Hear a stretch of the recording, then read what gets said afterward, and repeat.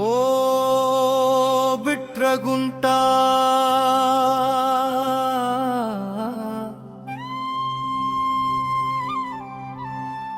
ఏమైందమ్మా నీకు? ఏమిటి ఈ దుస్థితి? ఒకనాడు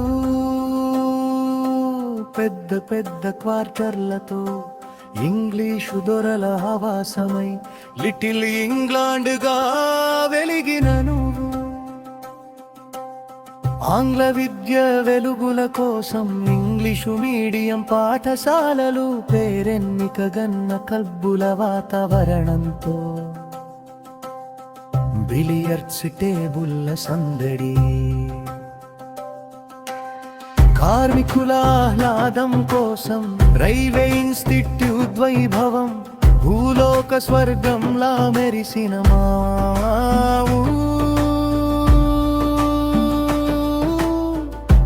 మా గర్వం మా బిట్రగుంట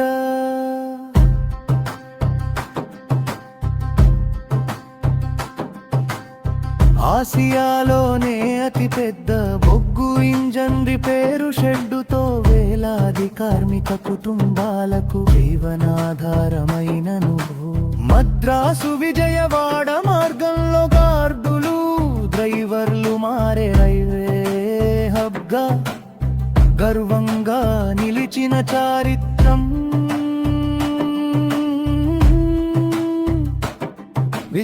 విశ్వనాథరావుపేట ఇబ్రహీంపేట బోగోలు బజారు సందడితో షెడులో రిపేరు మోత శబ్దాలతో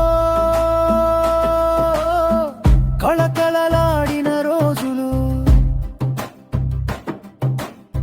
కార్మికుల పిల్లల విద్య కోసం తెలుగు మీడియం పాఠశాల వెలుగు అదివో స్వర్ణయుగగా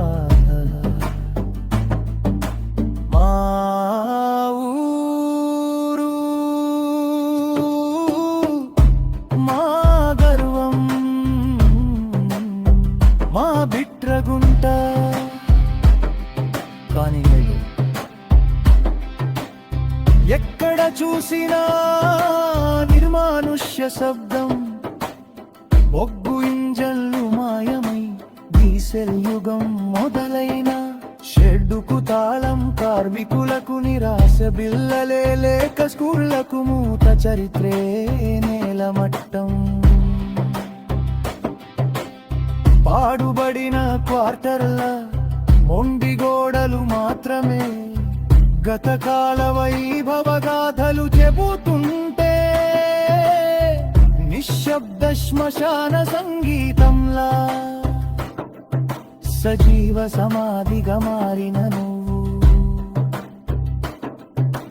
చూస్తే గుండె తరుక్కుపోతుంది బాధతో మనసు బరువెక్కుతుంది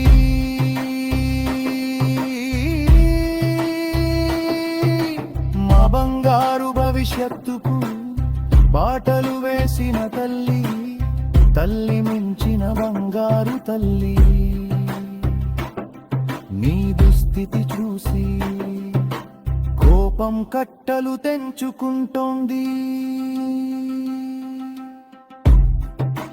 ఎందుకు ఈ దుస్థితి అని గొంతెత్తి అడగాలనిపిస్తుంది. డీజిల్ విద్యుత్యుకం వస్తుంటే బొగ్గు ఇంజన్ నయుడు మగసిపోతుంది. ముందస్తు జాగ్రత్తలు తీసుకొని ప్రజాప్రతినిధుల నిర్లక్ష్యం రైల్వే అధికారుల అలసత్వం అవే నీ వైభవాన్ని బలి తీసుకున్నాయి కదూ. మా బిట్రగుంట నీ పునరుజ్జీవన గాథ మళ్ళీ రాయగలమా?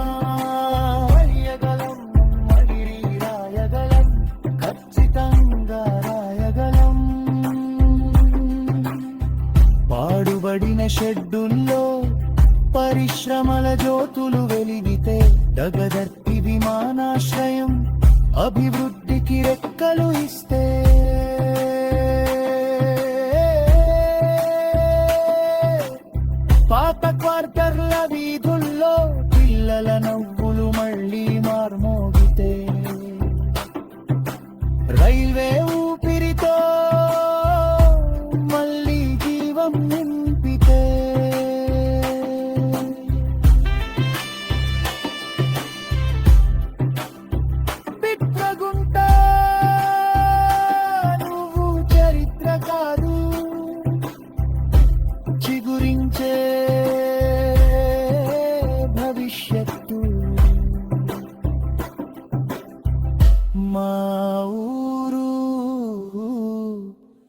మా గర్వం మా బిట్రగుంట